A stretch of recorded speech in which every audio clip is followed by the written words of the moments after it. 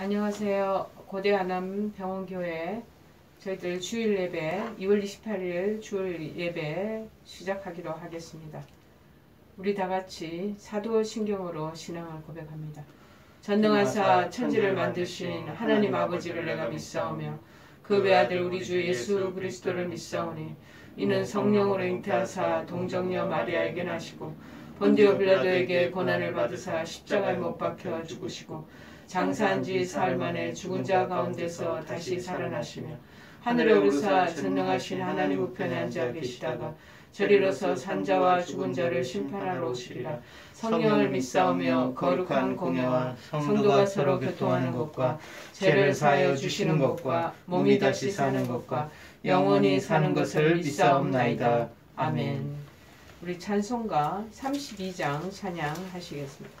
찬송가 32장 찬양하시겠습니다.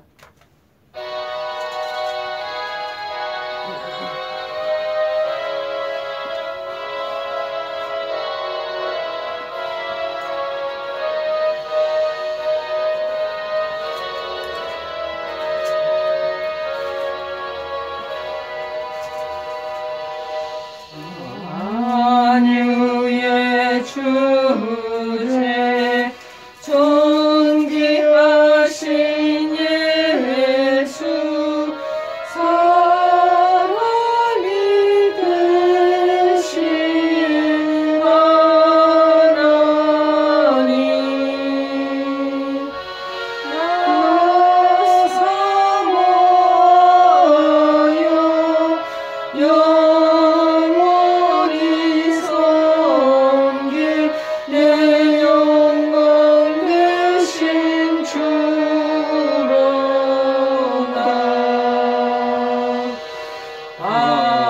화려한 동산 무성한 저수목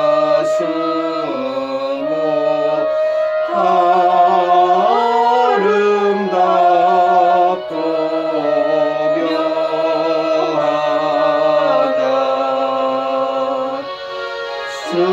순전한 예수 더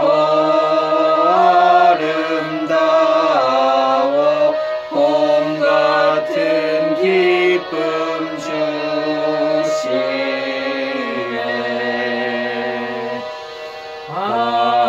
광명한 해와 명랑한 저 달빛 수많은 별들 빛나나 주 예수 빛은 더 찬란하여 참 비교할 수 없도다.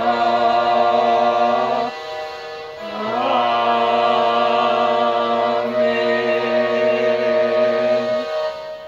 오늘 하나님께서 주일날 저희들에게 주시는 말씀은 두 군데가 됩니다. 로마서 6장 22절에서 23절 말씀과 요한 1서 4장 10절 말씀입니다. 로마서 6장 22절에서 23절 그리고 요한 1서 4장 10절 말씀입니다. 다 찾으신 줄 알고 제가 봉독하겠습니다. 그러나 이제는 너희가 죄로부터 해방되고 하나님께 종이 되어 거룩함에 이르는 열매를 맺었으니 그 마지막은 영생이라. 죄의 삭은 사망이요 하나님의 은사는 그리스도 예수 우리 주 안에 있는 영생이니라. 요한일서 4장 10절 말씀 또 봉독합니다.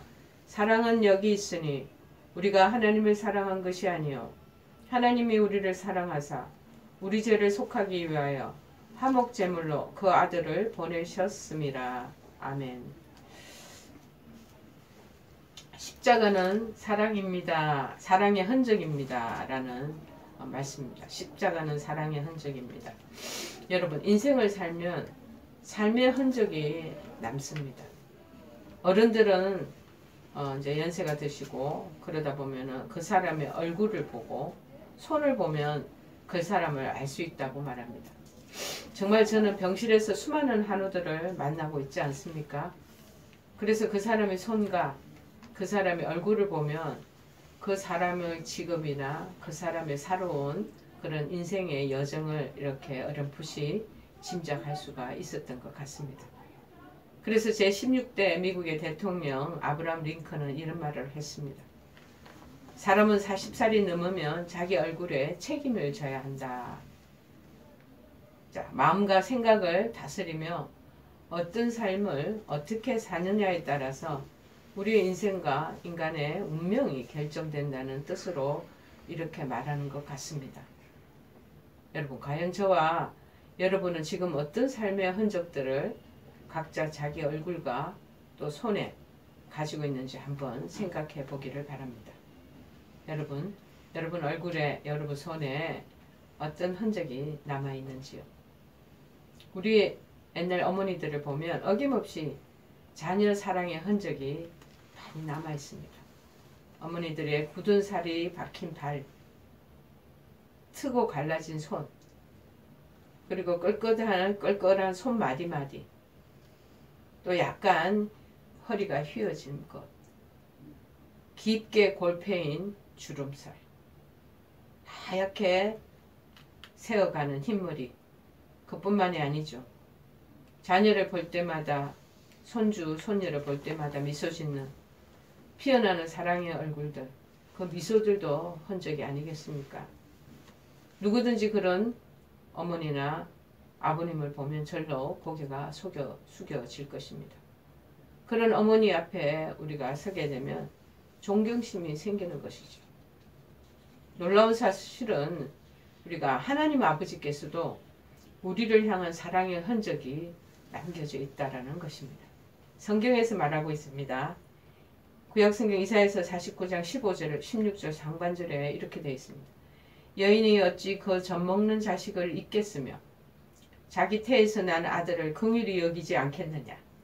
그들은 혹시 잊을지라도 나는 너를 잊지 아니할 것이라.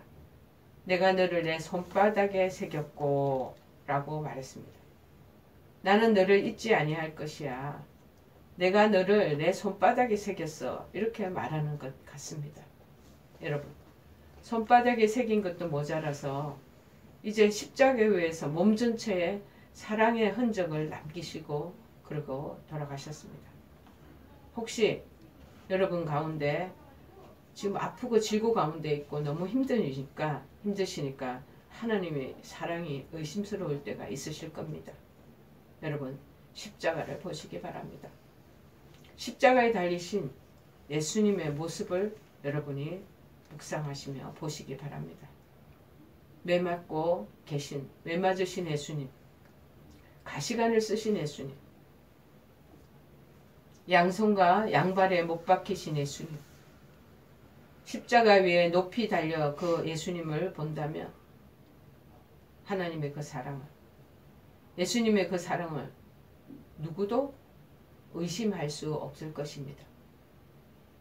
십자가에 달리신 예수님은 우리를 향한 하나님의 사랑 그 자체입니다. 하나님이 사랑하는 증거가 뭐냐? 십자가에 달리신 예수님을 바라보십시오. 하나님이 절절히 우리를 사랑하시는다는 그 증거가 그곳에서 확연히 비춰질 것입니다. 그래서 요한일서 4장 10절 조금 전에 본문에서 얘기한 것처럼 말씀하시잖아요. 사랑은 여기 있으니 우리가 하나님을 사랑한 것이 아니요 오직 하나님이 우리를 사랑하사 우리 죄를 위하여 화목제로 그 아들을 보내셨음이니라. 여러분, 그러므로 우리 예수님이 십자가 위에서 양손과 양발에 못 박히시고 찢으시며 죽으신 그 모습이 바로 역력히 우리를 사랑하신 그 증거라는 것입니다. 사순절 저희들 두 번째 주일을 맞이합니다. 이 시간 우리 혈육의 어머니보다 더 큰 사랑을 베푸신 예수님을 깊이 생각함으로 말미암아 사랑의 흔적을 생각하시면서 그 흔적이 내 몸에 새겨지도록 하시고 그 예수님께 더 많이 감사하며 그 그 은혜를 우리가 무슨 대가도 치르지 않고 거저 받았잖아요. 거저 선물로 주신 거예요. 거저 주는 또 우리가 그 삶을 살아감으로 말미암아 우리 신앙이 다시 회복되고 다시 역동하는 2021년 또 그런 놀라운 나날이 되기를 주의 이름으로 축원해 드립니다. 여러분, 저와 여러분 그리고 지금 온 인류가 죄 가운데 죄 아래에 놓여 있었습니다. 거룩한 하나님의 정죄 아래에 있기 때문에 그분이 오신 것입니다. 재난을 당하다가 결국은 멸망당할 이 세상에서 우리를 건져주시기 위해서 이 세상에 오셨다는 말씀입니다. 여러분, 그리스도로 말미암아 세상이 나를 대하여 십자가에 못 박히고 내가 또한 세상을 대하여 그러하노라. 갈라디아서 6장 14절 하반절에 이렇게 말하고 있습니다. 우리는 원래 모두 세상에 속해 있는 자들입니다. 우리는 세상에 속하여 살고 있는 사람으로서 세상에서 이미 태어났기 때문에 세상의 운명을 다 짊어져야 하는 것입니다. 그렇기 때문에 그분이 친히 오셔서 이 세상의 운명을 지고 가는 우리 대신에 그 일을 하신 것입니다. 그 일이란 무엇입니까? 그 일이란 십자가에서 죽으심을 말하는 겁니다. 우리가 알다시피 바울은 로마서 3장에서 말했습니다. 모든 사람이 죄를 범하였다라고 말합니다. 이거는 유대인이나 이방인이나 차별이 없다고 말합니다. 모든 사람이 인류의 모두가 죄를 범하였음에 하나님의 영광에 이르지 못하더니 근데 우리가 일반적으로 우리의 인간의 눈으로 사람들을 이렇게 분간하잖아요. 선한 사람이 있고 나쁜 사람이 있고 도덕적인 사람이 있고 부도덕한 사람들. 이 차별 이런 거 우리는 우리의 인간의 눈으로 이렇게 구분을 합니다. 그런데 하나님 눈으로 이건 전부 다 넌센스에 불과하다라는 것입니다. 하나님 보시기에는 아무리 우리 인간적으로 훌륭하게 보이는 사람이라도 그리스도인이 아니라도 그리고 가정 배역하고 극악한 죄인까지 정죄받아서 소망이 없는 그런 사람일지라도 인격적으로 또 그렇다고 훌륭해 보이는 것이라도 하나님 앞에서는 전혀 계산되지 않는, 카운트되지 않는다는 것. 하나님께서 보시기에는 도덕성이란 아무것도 아니라는 거예요. 인간이 가지고 있는 그 알량한 도덕심, 그거 아무것도 아니에요. 그것은 들어온 옷과 같다고 말하고 있습니다. 정말 아무것도 아니라는 것. 그래서 모든 사람이 죄를 범하였음에 하나님의 영광이 이루지 못하더니 주님께서 오신 한 가지 이유가 바로 그것 때문이라는 것. 그렇습니다. 그러나 어째서 하나님께서 그 일을 용서하실 수 없는 것일까요? 하나님은 우리와 달리 빛이십니다. 그 안에는 어둠이 조금도 없다라는 것입니다. 하나님은 의로움 자체이시고 거룩하시고 공의로우신 그런 속성을 가지고 계십니다. 물론 그것이 우리에게는 아무것도 아닌 것처럼 느껴질 수가 있습니다. 우리가 감히 어찌 거룩에 대해서 어떻게 생각할 수 있겠습니까? 우리는 미련하고 어찌 보면 굉장히 비열하기도 하고 그리고 또 추하고 죄악적인 존재들이라는 것. 아니 우리는 어쩌면 그런 사람들이기 때문에 하나님의 의를 이해하지 못할 것입니다. 그렇기 때문에 현대인들은 십자가의 그 보혈의 피를 믿지 않는 것입니다. 의가 무엇인지를 알지 못하기 때문이죠. 또한 공의나 그 율법이 어떠하다는 것도 잘 모릅니다. 더더욱 요즘 현대인들은 지옥도 믿지 않습니다. 그 때문에 현대인이 사는 세상은 점점 더 아수라장이 되어가고 지옥이 되어가고 있는 줄도 모르겠습니다. 그러나 하나님은 의로우신 분입니다. 율법을 우리에게 주신 분이십니다. 거룩하시기에 이 죄를 참아 보실 수 없는 정결한 눈을 가지신 분이라는 것입니다. 그런 모든 것을 다 총체적으로 총괄하시며 보시고 계신다는 것입니다. 그래서 죄를 또한 심판하셔야 한다는 것입니다. 하나님의 거룩한 본성은 이 죄를 심판하실 것이라고 누누이 말씀하시고 있습니다. 여기에 문제가 있는 것입니다. 사람은 범죄한 죄인이잖아요. 하나님은 반대로 거룩한 하나님이시고 신이십니다. 어떻게 둘이 함께 화목을 이룰 수가 있겠습니까? 그 대답이 하나 키가 있습니다. 뭡니까? 이 거룩한 하나님, 신이신 분, 존재와 이 한량없이 죄 가운데 있는 이 죄인이 어떻게 평화를 이루고 공존할 수 있는 그 길이 있겠습니까? 바로 대답이 하나 있습니다. 그리스도의 십자가라는 사실. 그것을 우리가 지목할 수가 있습니다. 사람들은 그것이 어떻게 해답이 되냐고 말씀하지만 대답은 이와 같습니다. 로마서 6장 12절에 말합니다. 죄의 삭은 사망입니다. 이러므로 한 사람으로 말미암아 죄가 세상에 들어왔고 그리고 죄로 말미암아 사망이 들어온다는 것. 죄와 사망은 서로 같이 연결되어 있는 끈이에요. 이와 같이 모든 사람이 다 죄를 지었으므로 사망도 같이 모든 사람에게 다 이른다는 거예요. 그래서 로마서 7장 23절에 말합니다. 죄의 삭은 사망이요 하나님의 은사는 그리스도 예수 우리 주 안에 있는 영생이니라. 하나님께서 친히 그렇게 선언하셨다는 겁니다. 피 흘림이 없이는 죄가 사해지지 않는다는 겁니다. 즉 피를 흘려야 죄를 사할 수 있다라는 것이죠. 어렵습니다. 그렇죠? 무슨 의미입니까? 여러분이 구약의 레위기를 보면 거기에서 어떤 것을 발견할 수가 있습니다. 예를 들면 죄에 관한 희생제사에 대한 많은 것이 거기에 쓰여져 있습니다. 사람들이 대제사장에게 염소나 어린 양을 맡깁니다. 동물을 맡깁니다.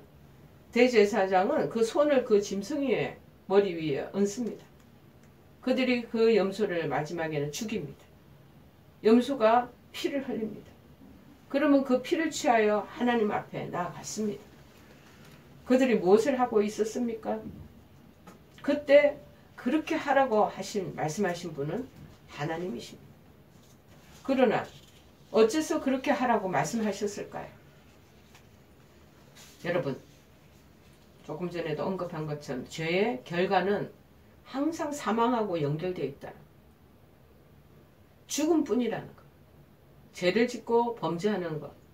그 당시는 달콤하고 그 당시는 황홀하고 스릴 있고 슬레임으로 가득 차지만 그것은 종국적으로 멸망과 사망과 서로 꼴이 같다는 것, 연결되어 있다는 것을 우리가 알아야 됩니다.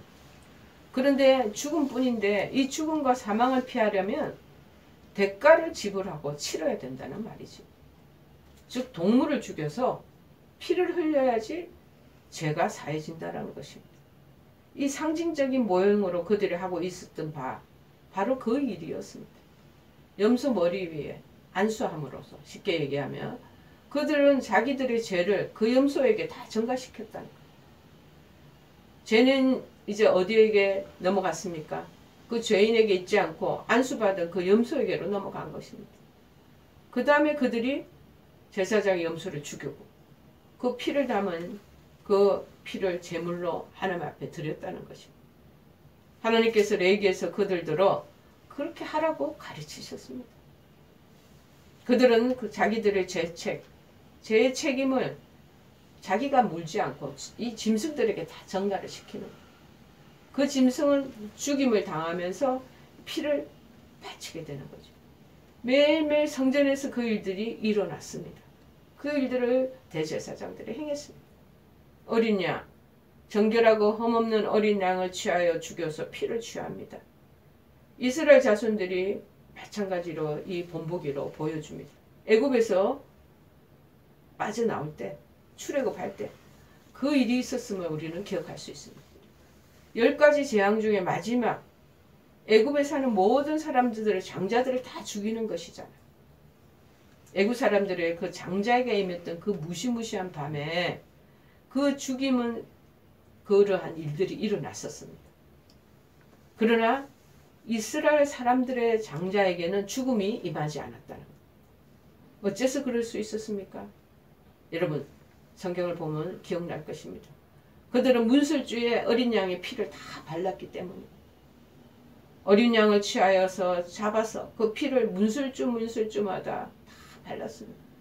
그러자 죽음의 사신이 그들을 확 지나치는 거예요. 그들의 죄는 심판받지도 않았으며 그들의 목숨은 다 구원을 받았다는 것입니다.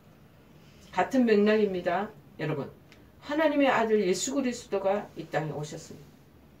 어째서 오셨습니까? 그보다 먼저 앞에 왔던 세례 요한은 이 질문에 대한 답변을 합니다.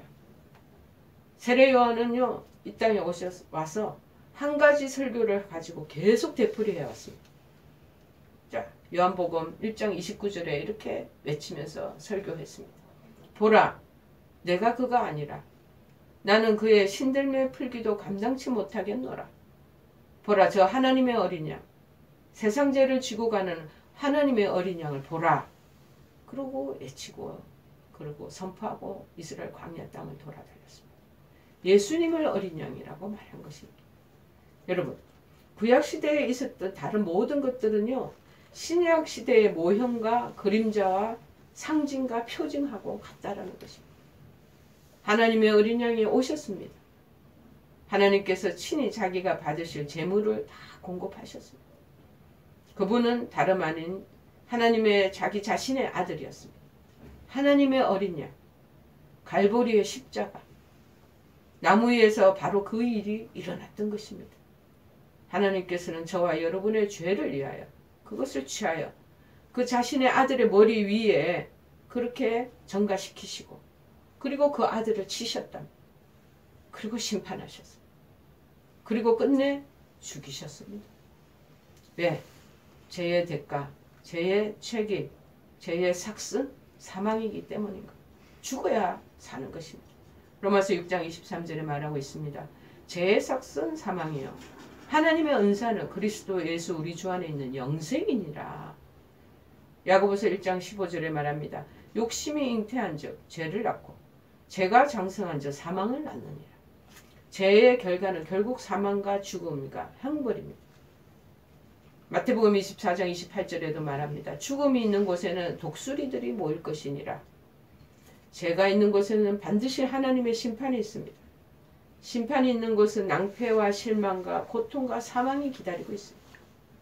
그러니 십자가에서 일어난 이 모든 일들은 이 죄의 청산 때문에 일어난 것이라는 것이죠.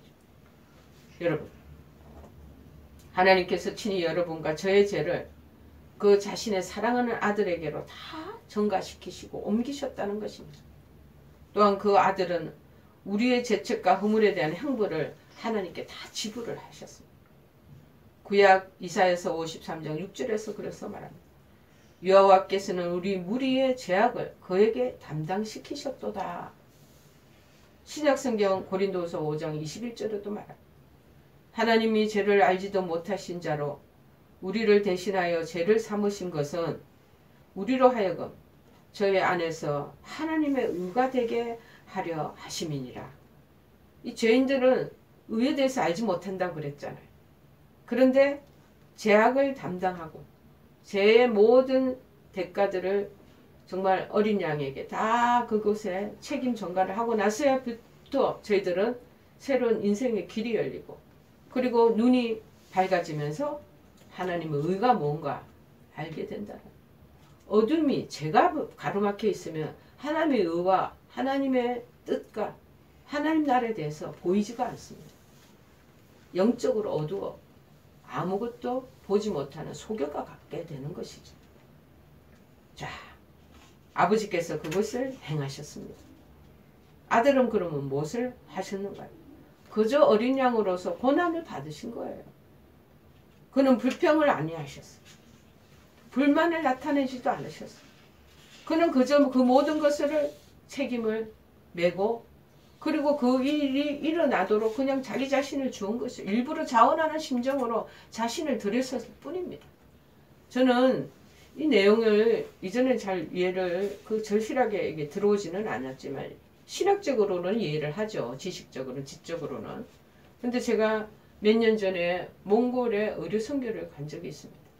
저희 고대 의대 학생들이랑 그리고 교수님 몇 분이랑 거기 간호사들이랑 가게 됐는데 거기 몽골 초원에서 양을 죽이는 것을 목격하게 되었습니다. 정말 양이 그 목동의 양을 죽이고 그 양고기를 저희들에게 대접하기 위해서 그 죽이는 장면이 초원에서 벌어졌는데 정말 피 한 방울 그 땅바닥에 적시지 않고 아주 고스란히 그 양을 죽이고 그리고 양고기를 잘라내는 것을 목도할 수 있었습니다. 어떻게 양이 한마디 비명도 안 지릅니까? 그냥 잠잠히 주인이 하는 대로 자기 자신을 다 맡기고 그냥 서서히 죽어가는 모습을 보면서 야, 예수님이 저러셨구나 라고 실감하게 되었습니다. 자원하는 심정으로 아버지가 하자는 대로 그 양이 목동하는 대로 그대로 자기를 이양하고 자원하고 드리는 것입니다. 바울 사도가 갈라디아서 1장 4절에서 그 점을 우리에게 상기시키고 있죠. 그리스도께서 하나님 곧 우리 아버지의 뜻을 따라 이 악한 세대에서 우리를 건지시려고 우리 죄를 위하여 자기 몸을 드렸으니. 그런데 놀랍게도 갈라디아서 2장 19절 20절의 마지막에 이렇게 또 기록하고 있습니다. 내가 율법으로 말미암아 율법을 향하여 죽었나니 이는 하나님을 향하여 살려 함이니라. 내가 그리스도와 함께 십자가에 못 박혔나니 그런즉 이제는 내가 산 것이 아니요 오직 내 안에 그리스도께서 사신 것이다. 이제 내가 육체 가운데 사는 것은 나를 사랑하사 나를 위하여 자기 몸을 버리신 하나님의 아들을 믿는 믿음 안에서 사는 것이라. 아멘. 이것이 바로 복음인 줄을 믿습니다. 나를 위하여 대신 죽으신, 그래서 나를 사랑하셔서 자기 몸을 버리신 하나님의 아들을 믿는 믿음 안에서 이제 내가 새롭게 새 인생의 길을 살아간다는 거예요. 저는 이 놀라운 복음의 소식을 듣고 하나님을 따라가는 제자가 되었던 것입니다. 여러분, 요한복음 3장 10절에, 16절에도 말하잖아요. 하나님이 세상을 이처럼 사랑하사 독생자를 주셨으니 이는 저를 믿는 자마다 멸망치 않고 영생을 얻게 하려 하심이라. 베드로전서 2장 24절에도 동일한 명령입니다. 친히 나무에 달려 그 몸으로 우리 죄를 담당하셨으니 이는 우리로 이제는 죄에 대하여 죽고 의에 대하여 살게 하려 하심이라. 저가 채찍에 맞았기 때문에 우리는 나음을 얻었나니. 여러분, 바로 그 때문에 그 십자가의 죽음이 일어났고 그 일의 의미는 그러한 배경을 가지는 것입니다. 그렇기 때문에 사도 바울은 그것을 사랑하고 자랑한다는 것까지 말했던 것입니다. 여러분, 저도 마찬가지나 바울 사도와 같이 정말 십자가를 사랑하고 나를 위해서 돌아가신 그 주님의 그 큰 사랑, 그 자원하는 그 헌신, 그 희생, 그것을 정말 자랑합니다.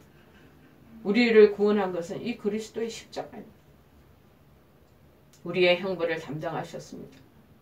우리 죄책을 내가 짊어져야 될 것을 그분이 대신 지시고 우리를 사망과 죽음과 형벌의 그 상황 속에서 건져주시고 영생으로 무빙해 주게 해주신 것입니다.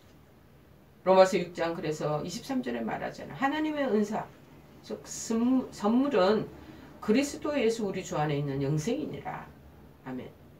하나님이 그를 치셨습니다. 하나님의 율법이 만족함을 얻었습니다. 나는 율법으로 말미암아 율법에 대해서 죽게 됩니다. 율법이 이루어졌습니다. 율법이 그리스도 위에서 이루어졌기 때문에 나는 자유케 되었습니다. 그러므로 그리스도 예수 안에 있는 자들에게는 결코 정죄함이 없나니 라고 답변하고 있습니다.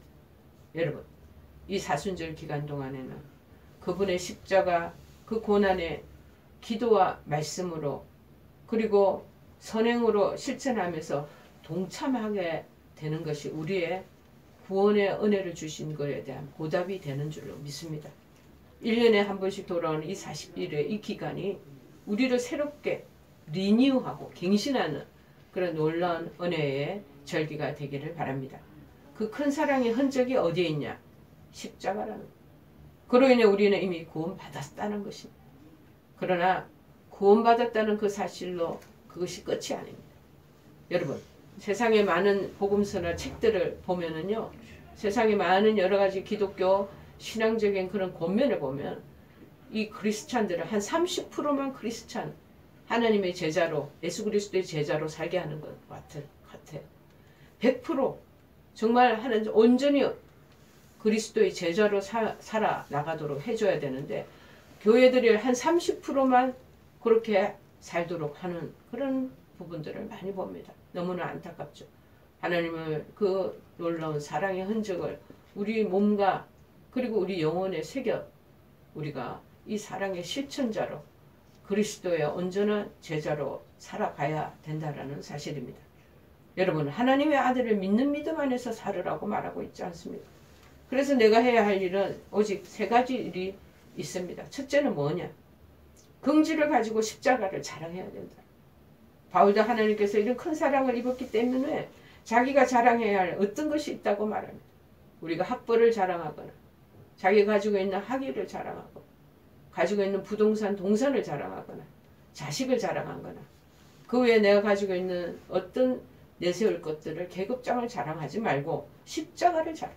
우리 주 예수 그리스도의 십자가 외에 결코 자랑할 것이 없으니 그리스도로 말미암아 세상이 나를 대하여 십자가에 못 박히고 내가 또한 세상을 대하여 그러하니라. 갈라디아서 6장 14절에 말. 이는 바로 바울이 자랑하는 것입니다. 그는 육체를 자랑하지 않았습니다. 세상을 자랑하지 않았습니다. 신앙의 전통, 경력을 자랑하지 않았습니다. 어떤 분들은요, 자기가 큰 대교회에 그곳의 교인이라고 엄청 우쭐하고 자랑합니다. 자랑할 때 못 됩니다. 십자가의 그 죽으심, 그 흔적을 자랑해야 될 줄을 믿습니다. 두 번째는 뭐냐? 우리가 해야 할 일은 주변에게 그래서 복음을 전해야 한다는 것입니다. 우리 모든 믿는 사람들이 이 사랑의 흔적을 십자가 우리 마음판에, 우리 심령에 다 새겨져 있는 것입니다. 이 자랑스러운 흔적의 십자가, 자랑스러운 거 자꾸 전하고 말하게 되어 있잖아요. 주변에 전해야 된다는 것입니다. 십자가를 모르는 주변의 가족들, 친지, 친구, 지인들에게 부지런하게 주변에 사랑의 실천으로 비춰져야 한다는 것입니다. 여러분은 형제들아 너희가 알 것은 이 사람을 힘입어 죄사함을 너희에게 전하는 이것이며 모세의 율법으로 너희가 의롭다 하심을 얻지 못하던 모든 일에도 이 사람을 힘입어 믿는 자마다 의롭다 하심을 얻는 이것이라. 전부 다 어두움에 죄에 갇혀져 있는 사람들이에요. 우리가 정말 죄의 전가로 말미암아 십자가의 예수 그리스도를 믿음으로 말미암아 죄가 전부 제 책에서 벗어나잖아요. 제 집에서 전부 다 홀가분하게 되었잖아요. 그래서 난 구원 얻었다. 이것은 그냥 가장 초보적인 신앙인들의 모습입니다. 연륜이 좀 더 깊어지고 세월의 인생의 그 여정이 교회 안에서 길어지는 사람들은요. 이것을 이제는 2차, 3차적으로 단계를 올려서 전하고 자랑해야 될 줄을 믿습니다. 세 번째는 뭐냐? 본질로 그러면 신앙의 초심으로 돌아가야 한다. 십자가의 죽으심의 주인은 장본인이 하나님의 아들이시고 그가 죽으셨기에 우리는 살게 되었다는 것. 그리고 우리는 자유함을 얻게 되었다는 사실. 그 고백을 가진 자는 교회 위에 당당히 남게 됩니다. 신앙의 초심으로 돌아가는 사순절이 되어야 됩니다. 이 사순절은 영적인 밭갈이의 계절입니다. 지금 이제 2월 말부터 저 남부지방에는 이제 새로 농사 시작하기 위해서요 밭갈이 할 것입니다. 그런데 우리 이 사순절이 바로 우리의 신앙인들이 영적으로 밭갈이하는 계절로 삼아야 되는 것입니다. 농부가 쟁기로 논밭을 갈잖아요. 우리도 해마다 이 마음밭을 갈아엎어야 되는 거예요. 굳은 마음, 딱딱한 마음, 변질된 마음, 죄된 마음 있습니다. 다 마음밭을 갈아엎어야 돼요. 십자가의 복음이 하나님의 쟁기가 되어서 우리의 마음밭을 갈아엎게 되기를 바랍니다. 여러분, 기독교 본래 메시지는 처음으로 돌아가야 한다는 것입니다. 기독교가 어떻게 시작된 줄 아십니까? 초대교회 메시지는 무엇입니까? 아버지의 사랑의 흔적이 바로 그 십자가. 여러분, 그 흔적을 내 마음에, 내 영혼에, 내 몸에 지니고 살아가야 된다는. 병원 생활을 하는 특히 질국 가운데 있을 때 이때가 가장 마음이 겸손하고 가난해집니다. 영적인 밭갈이가 잘 이루어지는 때입니다. 이때 여러분 처음 믿었고 은혜 받았던 신앙의 본질로 회개하시기를 바랍니다. 큰 은혜가 임하며 놀라우신 하나님의 치유의 손길도 여러분 경험하게 되실 줄을 믿습니다. 우리 다 같이 찬송가 찬양하시겠습니다. 찬송가 149장 찬송하시고 기도하고 축도함으로 오늘 주일 예배 마치기로 하겠습니다. 찬송가 149장.